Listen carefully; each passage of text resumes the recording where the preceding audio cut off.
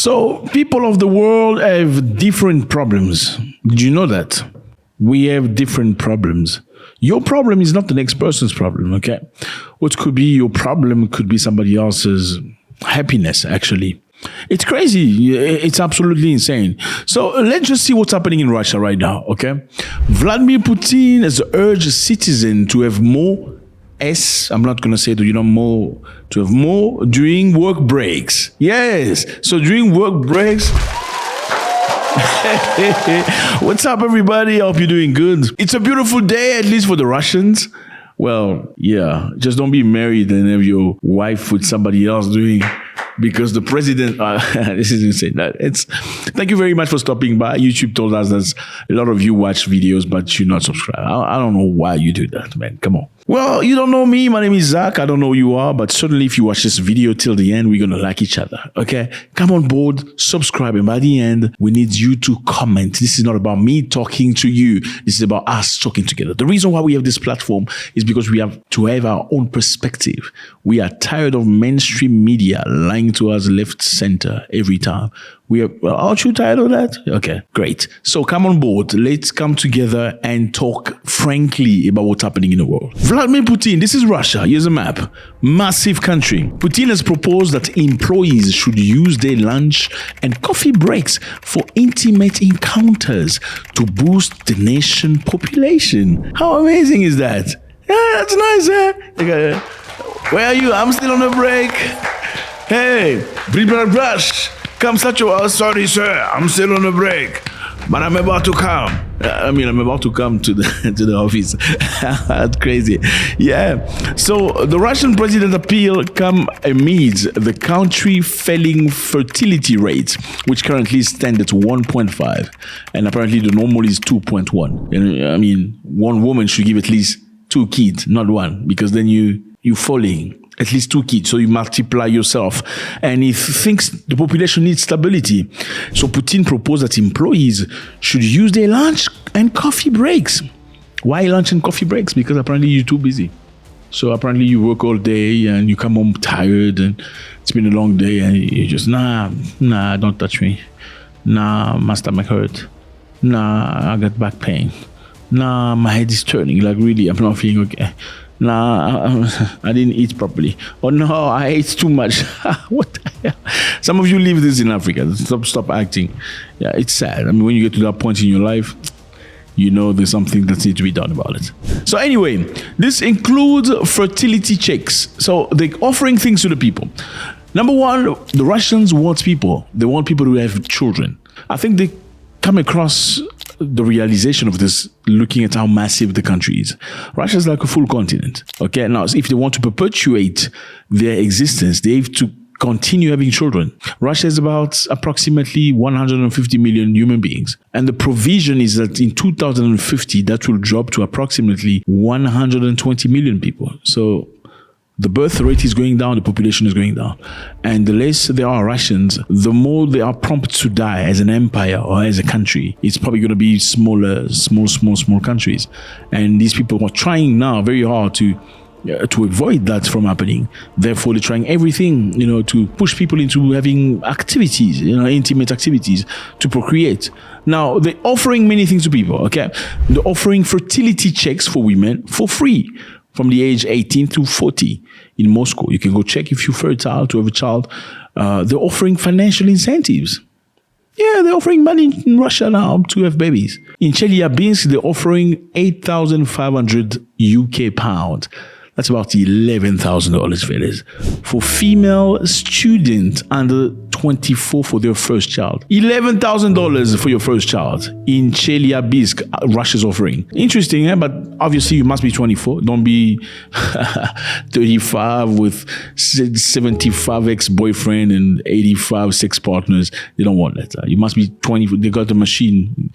It checks the number of people you've been with, intimate. So there's no lie. They're gonna put the machine 250. No, madam, get out. Yeah, so you must be 24 years old, be a student. So they actually want people that study, not stupid idiots to make babies. Sounds like something I know. Yeah, for your first child, $11,000. And additionally, access to getting rid of the child will be restricted. Divorce fees will have to be higher. These are the measures Russia is taking. Access to, you know what I mean, when you get rid of, will be restricted to major things, like if you were taken by force or something like that, by brother or cousin, or but voluntarily, then it's going to be very restricted. You gotta have reasons to do that. Divorce fees will be much more than ever. Why? Because they want to discourage you from divorcing. They want to force you to stay together. And I know, well, some people will complain saying, why do you want to force people to stay together? Well, nobody forced you to get married. You came up with that boy saying he's the man of your life, or that woman. Now he's narcissistic. No, none of that. That's like in most African countries. Okay, things have changed now, but in most African countries, naturally, they're going to force you to fix your problems. There's no such thing as, okay, I've had enough. I've had enough of this house. He doesn't even do this. No, you're going back to your house. You're going to fix things with your man.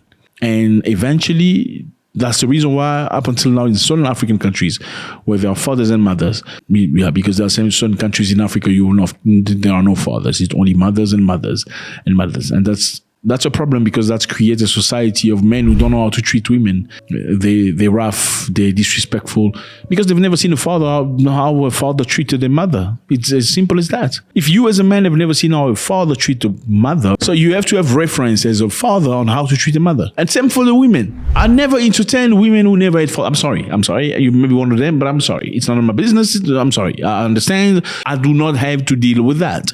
Because in most cases, and I'm not saying all, in most cases when a woman has never had a father, what happens generally is she doesn't know how to respect you, because she's never respected a male figure. And trust me, your uncle ain't gonna play the role like your father would. There's no way. A woman who's grown with a father understands authority. So when you tell her, hey, I think that skirt is way too short, really, I think you should go change.